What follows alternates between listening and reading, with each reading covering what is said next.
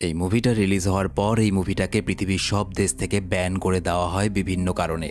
মুভির বিষয়বস্তু নিয়ে আছে অনেক বিতর্ক। গভীর জঙ্গলের মাঝখান দিয়ে আছে একটা নদী, এবং এই জঙ্গলের মাঝখানে এমন একটা জায়গা আছে যেটাকে নরক বা জাহান্নামের সাথে তুলনা করা হয়। কেন? Hello and welcome to SD story. একজন মানসিক রোগী যে কিনা সেনাবাহিনীর একজন বড় অফিসার ছিল একসময়, সে হঠাৎ কেন আদিবাসীদের ঈশ্বর সেজে বসে আছে এবং আদিবাসীরা তাকে ঈশ্বর হিসাবে মেনেও নিয়েছে। কেন? আর তাকে মারার জন্য যারা যারা আজ পর্যন্ত ওই জঙ্গলে গিয়েছে তারাও একসময় ওনার মতোই হয়ে যায়। কেন? মানুষের কাটা মাথা পড়ে থাকে ওই জঙ্গলের বিভিন্ন জায়গায়, আর সেই মানসিক রোগী যে কিনা ঈশ্বর সেজে বসে আছে তাকে মারার জন্য একজন রওনা হলো ওই নদী ধরে। সেই যখন ওই নদীর পাশের ভয়ানক জঙ্গলটাতে পৌঁছলো, তার সাথে যা হলো তা আগে কারো সাথে হয়নি। IMDb-তে 8.4 রেটিং একটা masterpiece thriller SD story presents Apocalypse Now. সালটা 1969। এই লোকটাকে দেখা যায়, লোকটার নাম হলো ক্যাপ্টেন বেঞ্জামিন উইলার্ড। ইনি সেনাবাহিনীর একজন বড় অফিসার। ক্যাপ্টেন উইলার্ড একজন অত্যন্ত সাহসী এবং দক্ষ সেনাপ্রধান। ওনাকে ডেকে পাঠানো হয়েছে একটা ভয়ঙ্কর কাজ করার জন্য। সেটা কি? আমেরিকা সেনাবাহিনীর কর্নেল ওয়াল্টার কার্টসকে খুঁজে বের করা এবং তাকে হত্যা করা। এবার এখানে প্রশ্ন আসে যে আমেরিকা কেন নিজেদেরই একজন সেনা অফিসারকে খুঁজে তাকে খুন করতে চাইছে? আসলে শুরুতে কর্নেল কার্টস একজন প্রচণ্ড দক্ষ সৈনিক ছিলেন, এছাড়াও একজন ভালো মানুষ ছিলেন। কিন্তু ভিয়েতনামের যুদ্ধে যোগ দেওয়ার পর থেকে কর্নেল যেন কেমন একটু হয়ে যায়, কেমন যেন অদ্ভুত আচরণ করতে থাকে এবং তার মানসিক অবস্থার অবনতি হতে থাকে। একসময় সে গভীর জঙ্গলে চলে যায় এবং সেখানে গিয়ে সেখানকার আদিবাসীদের নিয়ে একটা আলাদা দল তৈরি করে, যাদের কাছে কর্নেল কার্টস কোনো ঈশ্বরের থেকে কম ছিলেন না। কর্নেল যা বলে বাকি দলেরা তাই মেনে চলে। একসময় কর্নেল কার্টস তার দলের সাহায্যে যা ইচ্ছে তাই করতে শুরু করে, মেতে ওঠে মৃত্যুর এক অদ্ভুত খেলায়। যখন যেভাবে পারছে মানুষ মেরে চলেছে। এমনকি সেই সময় ভিয়েতনাম, আমেরিকা সহ আরও কয়েকটা দেশ কর্নেল কার্টসকে মৃত্যুর মতো ভয় পেতে শুরু করে, কারণ কর্নেল কার্টস এবং তার আদিবাসী দল এতটাই ভয়ানক আর নৃশংস ছিল। কর্নেল কার্টস যেখানে থাকেন সেখানে এমনি পৌঁছানো সম্ভব নয়। একটা গভীর নদী আছে, কাউকে যদি যেতে হয় তো সেই গভীর নদী পার করে তবেই সেখানে পৌঁছতে হবে। কিন্তু সেখানে আজ অবধি যারা যারা গেছে কেউ জীবিত ফেরেনি, এবং এই জন্য সরকার থেকে নির্দেশ দেওয়া হয়েছে যেভাবেই হোক না কেন কর্নেল কার্টসকে তার ওই ডেরাতে গিয়ে মেরে ফেলতে হবে। এবং সেই কাজের দায়িত্ব এসে পড়ে ক্যাপ্টেন উইলার্ডের ওপরে। যথাসময়ে ক্যাপ্টেন উইলার্ড ন্যাং নামে এই নদীটা ধরে রওনা হয়ে যায় সেই ভয়ঙ্কর জায়গার উদ্দেশ্যে। ক্যাপ্টেন উইলার্ডকে সেই জায়গায় পৌঁছে দেওয়ার জন্য সাথে আরও 4 জন ছিল। এই লোকটা, এনার নাম হলো শেফ, এই লোকটার নাম ল্যান্স, আর তাদের সাথে ছিল এই 17 বছরের বাচ্চা ছেলে যার নাম মিস্টার ক্লিন। এবং যেই লোকটা এই নৌকাটা চালিয়ে নিয়ে যাচ্ছিল তার নাম হলো ফিলিপস। তবে তারা কিন্তু কেউই দক্ষ সৈনিক নয়, তারা ক্যাপ্টেন উইলার্ডকে সেই জায়গাটায় পৌঁছে দেওয়ার জন্য এসেছে। এবার সবথেকে বড় সমস্যা ছিল কর্নেল কার্টসকে খুঁজে বের করা, এবং তার কাছে পৌঁছানো অতটা সহজ কাজ নয়। কারণ যেহেতু স্থানীয় আদিবাসীরা কর্নেল কার্টসের সাথে ছিল, সুতরাং এই নদীটা থেকে শুরু করে ওই জঙ্গল অবধি পৌঁছাতে কিন্তু অনেকটাই চাপের ব্যাপার। প্রতিটা জায়গায় জায়গায় প্রতিটা পদক্ষেপে ক্যাপ্টেন উইলার্ডের জন্য অপেক্ষা করছিল মৃত্যুর ফাঁদ। এদিকে তখনকার দিনে এত উন্নত মানের প্রযুক্তি ছিল না, তাই ওই ছোট ছোট নৌকা করে সঠিক রাস্তা চিনে ন্যাং নদী দিয়ে যেতে অনেকটাই সময় লেগে গেল। তাছাড়াও উইলার্ডসের মনে কর্নেল কার্টসকে নিয়ে বেশ কিছু কৌতূহল দানা বেঁধেছে। কর্নেল কার্টসের মতো এত দক্ষ অফিসার যার প্রচুর মেডেল আছে, সে কিনা শেষ পর্যন্ত একজন মানসিক রোগী হয়ে গেল কেন? আর সে ওই জঙ্গলের মধ্যে বসে করছেটা কি? কর্নেল কার্টস সম্বন্ধে তাকে যা যা তথ্য দেওয়া হয়েছিল সে সব কিছু খুঁটিয়ে খুঁটিয়ে পড়তে শুরু করে। এরপর কিছু দূর গিয়ে ক্যাপ্টেন উইলার্ড দেখতে পায় যে এক জায়গায় বেশ কিছু হেলিকপ্টার এবং সৈনিক। উইলার্ড বুঝে যায় এরা বিমান বাহিনী থেকে, এরাও কর্নেল কার্টসকে মারার জন্য এদিকে এসেছিল, কিন্তু এই জায়গার পর আর এগোতে পারেনি। সুতরাং তারা এখানে আছে ক্যাপ্টেন উইলার্ডকে সাহায্য করার জন্য যদি কোনো সাহায্য লাগে। ক্যাপ্টেন উইলার্ড সেখান থেকে একটা হেলিকপ্টারে করে বেরিয়ে পড়ে, কিন্তু যেহেতু তখন ভিয়েতনামের যুদ্ধ চলছিল সুতরাং শত্রুপক্ষ কিন্তু বিভিন্ন জায়গা ঘিরে রেখেছিল। কিন্তু হেলিকপ্টারে যেতে যেতে ক্যাপ্টেন উইলার্ডের কেমন যেন একটা মনে হচ্ছিল হয়তো কিছু একটা অঘটন ঘটতে চলেছে। কিছুক্ষণ পর দেখা যায় এক জায়গায় কিছু মানুষ হেলিকপ্টার দেখা মাত্র হেলিকপ্টারটার ওপরে হামলা করা শুরু করে, কিন্তু সে হেলিকপ্টার থেকে পাল্টা বোমা বিস্ফোরণ করে সেখানকার সবগুলো মানুষকে মেরে ফেলা হয়। তবে একসময় দেখা যায় সেই লোকগুলোর ঘটানো বোম বিস্ফোরণে পুরো হেলিকপ্টারটাই উড়ে যায়, আর ভেতরে থাকা সব সৈনিক মারা যায়। এত কিছুর পর এত ঝামেলা ঝঞ্ঝাট পেরিয়ে ন্যাং নদীর সামনের দিকে এসে পৌঁছায় ক্যাপ্টেন উইলার্ড, এবং সে বুঝে যায় হেলিকপ্টার নিয়ে আর এগোনো যাবে না। সুতরাং হেলিকপ্টারের সঙ্গে বেঁধে আনা তাদের সেই ছোট নৌকা এবং সেনাবাহিনীর থেকে আরও কিছু জরুরি জিনিসপত্র নিয়ে সেখান থেকে তারা আবার নৌকা করে রওনা দেয়। নৌকা করে যেতে যেতে ক্যাপ্টেন উইলার্ড ভাবতে থাকে, এমনি এমনি তো আর কর্নেল কার্টসকে মেরে ফেলার অর্ডার দেওয়া হয়নি। নিশ্চয়ই কর্নেল কার্টস পাগলামি এবং নৃশংসতার এমন ভয়ানক পর্যায়ে পৌঁছেছে যেখান থেকে ফিরে আসা সম্ভব না, তাই তাকে শেষ করার জন্য অর্ডার দেওয়া হয়েছে। কারণ যত দিন যাবে দলে দলে আদিবাসীরা কর্নেল কার্টসের দলে নাম লেখাবে এবং আস্তে আস্তে সেই দলটা সবার বিপদের কারণ হয়ে উঠতে পারে। কারণ তারা নৃশংস, তারা উন্মাদ, তারা যা খুশি করতে পারে। অনেকটা দূর যাওয়ার পর জঙ্গলের পাশে একটা জায়গায় নৌকাটাকে দাঁড় করানো হয়। তারা সেখানে একটু বিশ্রাম নিচ্ছিল। এমন সময় শেফ আর উইলার্ড কিছু ফলের সন্ধান করার জন্য পাশের জঙ্গলে যায়। কিন্তু জঙ্গলের ভেতরে কিছুটা দূর যাওয়ার পরেই ক্যাপ্টেন উইলার্ড কেমন যেন একটা অদ্ভুত আওয়াজ শুনতে পায় এবং তারা বুঝে যায় ওই জঙ্গলের আড়ালে কেউ তো একজন আছে।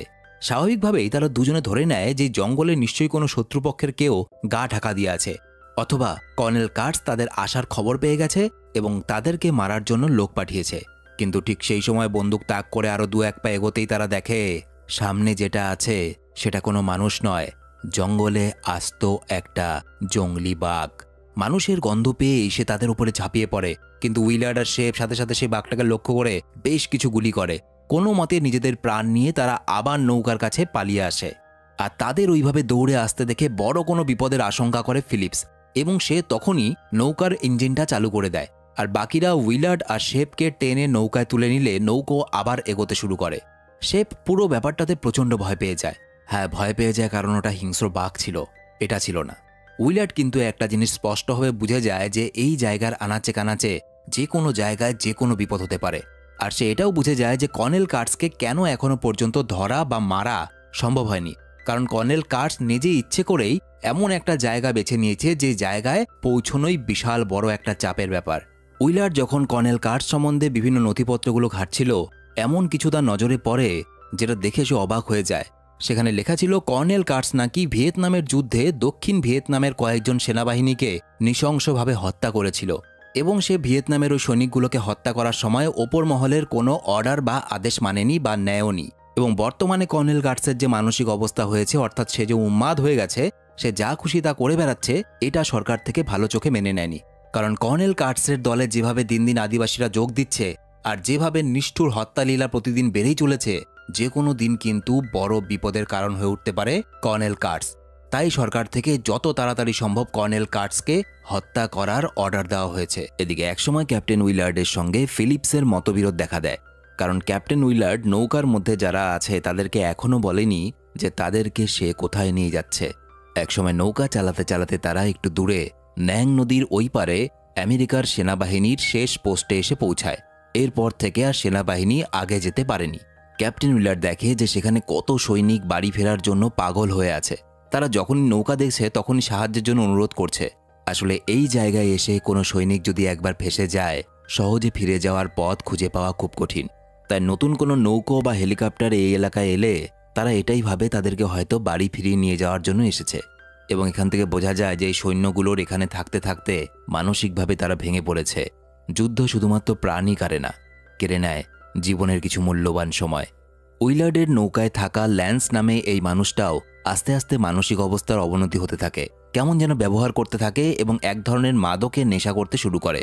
তবে সেই জায়গাটা খুবই বিপজ্জনক, কারণ চারিদিকে বোমা বিস্ফোরণ চলছে, গুলি চলছে। কারণ আগেই বলেছি ভিয়েতনামের যুদ্ধ চলছিল তখন। একদিকে ভিয়েতনামের যুদ্ধ, অন্যদিকে কর্নেল কার্টসের আতঙ্ক, সব মিলেমিশে সেনাবাহিনীর মধ্যে যেন মনোবল একদম ভেঙে গেছে। ক্যাপ্টেন উইলার্ড নৌকা থেকে নেমে সেখানে উপস্থিত সৈন্যদের সঙ্গে কথা বলার চেষ্টা করে, যদি কর্নেল কার্টসের ব্যাপারে কোনো খবর পাওয়া যায়। কারণ কর্নেল কার্টস ঠিক কোন জায়গায় লুকিয়ে আছে সেটা কেউ জানে না, কিন্তু সেখানকার সৈন্যরাও তাকে কোনো সাহায্য করতে পারে না। ক্যাপ্টেন উইলার্ড সেখান থেকে কিছু অস্ত্রশস্ত্র নিয়ে আবার নৌকায় ফিরে আসে। তবে ক্যাপ্টেন উইলার্ড এতটুকু বুঝে যায় যে কর্নেল কার্টস এমন একটা জায়গায় নিজের রাজত্ব তৈরি করে বসেছে যেখানে আকাশে বাতাসে শুধুমাত্র মৃত্যুর হাতছানি। নৌকা আবার এগোতে শুরু করে এবং তাকে যে নথিপত্রগুলো দেওয়া হয়েছিল সেখান থেকে ক্যাপ্টেন উইলার্ড দেখে ক্যাপ্টেন উইলার্ডের আগে ক্যাপ্টেন রিচার্ড নামে একজনকে এই একই মিশনে পাঠানো হয়েছিল কর্নেল কার্টকে হত্যা করার জন্য। কিন্তু অদ্ভুত ব্যাপার, কর্নেল কার্টসের সঙ্গে দেখা হওয়ার পর ক্যাপ্টেন রিচার্ডও সেই একই দলে যোগ দেয়। এই সময় দেখা যায় নৌকার মধ্যে ল্যান্সকে, যে কিনা নিজের মানসিক ভারসাম্য প্রায় হারিয়ে ফেলেছে, সে নেশার ঘোরে কিছু স্মোক গ্রেনেড, এটার থেকে শুধুমাত্র ধোঁয়া বের হয়, তো সেগুলোকে ওড়াতে শুরু করে। এবং এটা দেখে হঠাৎ করে নদীর দুপাশের ঘন জঙ্গল থেকে গুলি ছুটে আসতে শুরু করে অনবরত নৌকাকে লক্ষ্য করে। আচমকাই হামলা সামলাতে না পেরে শত্রুপক্ষের গুলিতে ক্লিন নামের ওই অল্প বয়সী ছেলেটা প্রাণ হারায়। তবে যাই হয়ে যাক না কেন, নৌকা এক জায়গায় কিন্তু থামিয়ে রাখা যাবে না, তারা আবার এগোতে শুরু করে। এরপর একটা সময় এসে যেতে যেতে ক্যাপ্টেন উইলার্ডের কেমন যেন মনে হতে থাকে কিছু একটা বিপদের আভাস পাওয়া যাচ্ছে। তারা হয়তো কার্টসের এলাকায় ঢুকে পড়েছে। জলজন্ত মানুষটাকে সে এখনো দেখতে পায়নি, তবু উইলার্ড কেমন যেন তার উপস্থিতি অনুভব করতে পারছিল। এক জায়গায় নদীর পাশের এলাকায় থাকা কিছু লোক তাদের ওপরে আবারও হামলা করে এবং তাদের ছোড়া একটা বর্ষা এসে ফিলিপসের পিঠে লেগে এফোর ওফোর হয়ে যায়। সে নৌকার ওপর লুটিয়ে পড়ে এবং এই সময় ক্যাপ্টেন উইলার্ড তার কাছে যখন যায়, ফিলিপস ভাবে আমি একা মরব না, আমি উইলার্ডকে নিয়ে মরব, কারণ ওর জন্যই আমাদের এই অবস্থা। সেই উইলার্ডকেও চেপে ধরে যাতে বর্ষাটা তারও শরীর ভেদ করে বেরিয়ে যায়, কিন্তু উইলার্ড নিজেকে বাঁচানোর জন্য ফিলিপসের মুখ টিপে ধরে এবং ফিলিপস দম বন্ধ হয়ে মারা যায়। ফিলিপসের মৃত্যুর পর নৌকা চালানোর দায়িত্ব এসে পড়ে শেফের ওপর, কারণ ল্যান্স এখন সবসময়ই প্রায় মাদকের নেশা করে থাকে এবং সে প্রায় উন্মাদ হয়ে গেছে। আর এখন যেহেতু তারা কর্নেল কার্টসের এলাকায় ঢুকেই পড়েছে, তাই উইলার্ড এবার তার গোপন মিশনের ব্যাপারে শেফকে খুলে বলে যে কেন সে এই এলাকায় এসেছে। শেফ উইলার্ডের কথা শুনে ভয় পেয়ে যায়, কারণ সে জানত কর্নেল কার্টস কে এবং কি করতে পারে। এরপর তারা আবারও এগোতে শুরু করে। তারা যতই এগোচ্ছিল তাদের চোখে পড়ছিল শুধুমাত্র মানুষের মৃতদেহ আর আগুনে ঝলসে যাওয়া ভগ্নস্তূপ। একসময় তারা সেখানে এসে পৌঁছায় যেখানে কর্নেল কার্টসের আসল ডেরা। কর্নেল কার্টস একটা পুরনো মন্দিরে ঘাঁটি গেড়েছে এবং সেখানে এসে ক্যাপ্টেন উইলার্ড দেখতে পায় যে চারদিকে গোলাপি ধোঁয়া আর তার সামনে প্রচুর আদিবাসী মানুষ নৌকা নিয়ে সারি সারি দাঁড়িয়ে আছে। কিন্তু অবাক ব্যাপার, উইলার্ডদের নৌকাটা দেখেও তারা কিন্তু উইলার্ডদের নৌকার উপরে কোনো আক্রমণ করে না। তারা চুপচাপ ছিল এবং উল্টো তারা সরে গিয়ে উইলার্ডদের নৌকাটা ভেতরে যাওয়ার রাস্তা করে দেয়। ক্যাপ্টেন উইলার্ড সেখানে পৌঁছানো মাত্র পরিষ্কার বুঝে যায় যে কর্নেল কার্টসের ব্যাপারে শোনা একটা কথাও ভুল নয়। সত্যি তার রাজত্বে এখানে হিংস্র পাগলামি চলে। উইলার্ডটা দেখে চারিদিকে ঝোলানো আছে মৃত সৈনিকদের অর্ধনগ্ন দেহ, আর এখানে ওখানে ছড়িয়ে ছিটিয়ে পড়ে আছে হাজার মানুষের লাশ। কোথাও বা পড়ে আছে মানুষের ধর থেকে আলাদা করা প্রচুর মুন্ডু। এই জায়গাটা যেন পৃথিবীর বাইরে এমন একটা দুনিয়া যেখানে সবকিছু কর্নেল কার্টসের নিয়মেই হয়। তবে একটা ব্যাপার না অদ্ভুত লাগে ক্যাপ্টেন উইলার্ডের, যেটা হলো বাইরে থেকে অনেক মানুষই তো এখানে এসেছিল যারা কিনা নিজের ইচ্ছেতে এখান থেকে ফিরে যায়নি। কেন? এই জায়গাটা যখন এতই খারাপ, তারা ফিরে যায়নি কেন? একসময় ক্যাপ্টেন উইলার্ডের ক্যাপ্টেন রিচার্ডের সঙ্গেও দেখা হয় সেখানে। এই রিচার্ড ক্যাপ্টেন উইলার্ডের আগে এখানে কার্টসকেই মারতে এসেছিল। দেখা যায় ক্যাপ্টেন রিচার্ডকে কেমন যেন অদ্ভুত লাগছিল। কোনো কারোর সঙ্গে সে কোনো কথা বলে না, শুধু চুপচাপ চেয়ে চেয়ে দেখতে থাকে। ক্যাপ্টেন উইলার্ড এবং ল্যান্সকে ভেতরে নিয়ে যাওয়া হয় কার্টসের সঙ্গে দেখা করার জন্য, আর শেফকে নৌকাতেই থাকতে বলা হয়, কারণ যাতে কোনো বিপদের আশঙ্কা যদি দেখে সে যাতে নৌকা নিয়ে এখান থেকে পালানোর চেষ্টা করতে পারে। আরেকটা অবাক ব্যাপার হলো কর্নেল কার্টস যদি চাইতো সে ইচ্ছে করলেই ক্যাপ্টেন উইলার্ডদের মেরে ফেলতে পারত, তাহলে কেন তাদেরকে জীবিত রাখা হয়েছে? এরপর দেখা যায় ল্যান্সকে নিয়ে ভেতরে যাওয়ার কিছুক্ষণের মধ্যেই ক্যাপ্টেন উইলার্ডকে কার্টসের লোকেরা উল্টো করে তার সারা শরীরে কাদা মাখিয়ে তাকে নিয়ে গিয়ে কার্টসের সামনে হাজির করে এবং দেখা যায় কর্নেল কার্টসকে, যাকে এখানকার আদিবাসীরা ঈশ্বরের সঙ্গে তুলনা করে বা ঈশ্বর হিসাবে মানে। কর্নেল কার্টসের কথা শুনে বোঝা যায় সে উইলার্ডের আসার খবর আগেই পেয়েছে। সে এটাও জানে যে ক্যাপ্টেন উইলার্ডকে এখানে পাঠানো হয়েছে কার্টসকে হত্যা করার জন্য। কিন্তু ক্যাপ্টেন উইলার্ড এতদিন ধরে ন্যাং নদীর মতো একটা ভয়ঙ্কর নদী পেরিয়ে এত কিছু বাধা বিপত্তি অতিক্রম করে এত অবধি এসে পৌঁছেছে, তাও আবার মানসিকভাবে না ভেঙে পড়ে। এটাই হতো সেই কারণ যে কারণে কর্নেল কার্টস এখনো পর্যন্ত ক্যাপ্টেন উইলার্ডকে মারেনি। তবে উইলার্ডের সঙ্গে কিছু কথা বলার পর তাকে এরকম বাঁশ দিয়ে তৈরি একটা সরু কাঠামোর মধ্যে ঢুকিয়ে বন্দি করে রাখা হয়। এইভাবে বেশ কিছুদিন কেটে যায়। একদিন এক বর্ষার রাতে কর্নেল কার্টস এসে শেফের ধর থেকে আলাদা করা মুন্ডুটা বন্দি উইলার্ডের কোলের ওপরে রেখে চলে যায়। উইলার্ড এটা দেখে প্রচণ্ড আঁতকে ওঠে এবং চিৎকার করতে থাকে। আসলে ক্যাপ্টেন উইলার্ড আর ল্যান্স ফিরে আসছে না দেখে শেফ হেডকোয়ার্টারে খবর দেওয়ার চেষ্টা করছিল। আর যেহেতু এটা হলো কর্নেল কার্টসের এলাকা, তাই এখানে একটা গাছের পাতা নড়লেও সে ঠিক খবর পেয়ে যাবে। তাই শেফের এই কাজ করার জন্য কার্টস ঠিক করে শেফের ধর থেকে মুন্ডু আলাদা করে দেবে। এরপর দেখা যায় যে কিছুদিন আরও উইলার্ডকে ওইভাবে বন্দি করে রাখার পর তার শরীর একদম ভেঙে গেছে এবং কর্নেল কার্টস এসে তাকে ওই বন্দিদশা থেকে মুক্তি দেয়। কর্নেল কার্টস ক্যাপ্টেন উইলার্ডের কাছে এসে কেমন একটা অদ্ভুত ঠান্ডা স্বরে বলে, আমি জানি তুমি এখানে আমাকে মারতে এসেছো, সে অধিকার তোমার আছে, তাই তো তোমাকে আমি মারার সুযোগ দিচ্ছি। মারো আমাকে, কিন্তু এখানে এসে এতদিন ধরে তুমি যা দেখেছ তার ওপরে ভিত্তি করে তুমি আমাকে বোঝার চেষ্টা করো না, বুঝতে পারবে না। জানো তো, অনেক দিন আগে আমি একজন সৈনিক ছিলাম। তখন আমি দেখেছিলাম যুদ্ধে দক্ষিণ ভিয়েতনামের প্রচুর বাচ্চাকে খুন করার পর তাদের হাতগুলো কেটে কেটে শাড়ি দিয়ে সাজিয়ে রাখা হয়েছিল যাতে আমরা সেটা দেখতে পাই। আমার স্পষ্ট এখনও মনে আছে, এই দৃশ্যটা দেখে আমি প্রচণ্ড কেঁদেছিলাম, নিজেকে সামলাতে পারিনি। কিন্তু তারপর আমি ভাবলাম আসলে শত্রুপক্ষের লোকেরা আমাদের থেকে অনেক বেশি শক্তিশালী, তাই তারা এই ধরনের হিংস্র নিচু কাজকর্ম করতেই পারে। তাদের বুক কাঁপে না, কষ্ট হয় না, ভয় লাগে না। তখন আমার নিজেকে প্রচণ্ড অসহায় মনে হচ্ছিল, কারণ মৃত্যুকে আমি এতটা কাছ থেকে দেখেছি। আর আমি তখনই বুঝতে পারি যে মানুষের হাতে যখন ক্ষমতা থাকে তখন তার থেকে শক্তিশালী কেউ আর হয় না। এবং আমি এতটা ক্ষমতাশালী হতে চেয়েছিলাম যাতে কখনো আমার নিজের মানুষের ওই ধরনের অবস্থা দেখতে না হয়। আর তাই আমি এতগুলো লোককে নিয়ে তৈরি করেছি মৃত্যুপুরী। এখানকার নিয়মও আমি, এখানকার ঈশ্বরও আমি। কর্নেল কার্টস ক্যাপ্টেন উইলার্ডকে আরও বলে যে তার শেষ ইচ্ছা হলো ক্যাপ্টেন উইলার্ড ফিরে গিয়ে যেন কার্টসের ছেলেকে তার বাবার ব্যাপারে সব সত্যি কথা বলে। ক্যাপ্টেন উইলার্ড কর্নেল কার্টসের সমস্ত কথা শুনে বুঝতে পারে যে কার্টসেরও বাঁচার কোনো ইচ্ছে নেই। সে নিজের জীবনে ক্লান্ত, সে আর বাঁচতে চায় না। এবার ক্যাপ্টেন উইলার্ড তার সমস্ত কথা শুনে বুঝতে পারে যে তার আগে যারা যারা মারতে এসেছিল কর্নেল কার্টসকে, কেন বেশিরভাগ মানুষই কার্টসের দলে যোগ দিয়েছে। কারণ এখানে আসা বেশিরভাগ মানুষকে কর্নেল কার্টস এমনভাবে বোঝায়, এমনভাবে ব্রেন ওয়াশ করা হয়, এমনভাবে ভয় দেখানো হয় যে সেই মানুষগুলো কর্নেল কার্টসের দলে যোগ দেয় এবং তাকে এখানকার ঈশ্বর রূপে মানতে শুরু করে। যদিও কর্নেল কার্টসের কথা শুনে বোঝা যায় অনেক হয়েছে, এবার সে ক্লান্ত এবং তারও আর বাঁচার ইচ্ছে নেই। কিন্তু সে ক্যাপ্টেন উইলার্ডের মতো একজন যোগ্য প্রকৃত সৈনিকের হাতে মরতে চেয়েছিল এবং এই জন্য পরদিন রাতে সেখানকার স্থানীয় লোকেরা তাদের রীতিনীতির নিয়ম মাফিক একটা মহিষ বলি দেওয়ার ব্যবস্থা করেছিল। সেই সময় দেখা যায় ক্যাপ্টেন উইলার্ড সেখানকার নদীতে স্নান করে ওঠে এবং একটা ধারালো দা নিয়ে রাতের অন্ধকারে কার্টসের কাছে যায় এবং ওইদিকে যখন সেই মহিষ বলি দেওয়া হচ্ছিল ঠিক একই সময় ক্যাপ্টেন উইলার্ড দা দিয়ে কুপিয়ে খুন করে কর্নেল কার্টসকে, অথবা মনুষ্যত্বের নামে কর্নেল কার্টসের বলি দেয়, এবং সেটা কর্নেল কার্টসের ইচ্ছেতেই। এবং কর্নেল কার্টসকে হত্যা করার পর কার্টসের তৈরি করা যে নথিপত্র ছিল সেগুলো দেখতে গিয়ে ক্যাপ্টেন উইলার্ড লক্ষ্য করে একটা পাতার ওপরে কর্নেল কার্টস লিখে গেছে, বোমা বিস্ফোরণ করে জায়গাটা উড়িয়ে দিও, এদের কাউকে বাঁচতে দিও না। তারপর দেখা যায় ক্যাপ্টেন উইলার্ড আর কিছু না বলে ওই কাগজপত্রগুলো নিয়ে ভিড়ের মধ্যে থেকে ল্যান্সকে নিয়ে সেখান থেকে বেরিয়ে যেতে থাকে এবং কর্নেল কার্টসের দলের সবাই উইলার্ডের সামনে অস্ত্র ফেলে দিয়ে মাথা নিচু করে দাঁড়ায় এবং সরে গিয়ে তাদেরকে বাইরে যাওয়ার জায়গা করে দেয়। কারণ যে লোক তাদের ঈশ্বরকে মেরে ফেলতে পেরেছে সেই লোক তাদের কাছে আরও ক্ষমতাবান একজন। আর জঙ্গলের এটাই নিয়ম, যে সব থেকে ক্ষমতাশালী তার কাছেই মাথা নিচু করে। আর শুধুমাত্র এটা জঙ্গলেরই নিয়ম না, দুর্ভাগ্যবশত আমাদের সমাজেরও একই নিয়ম।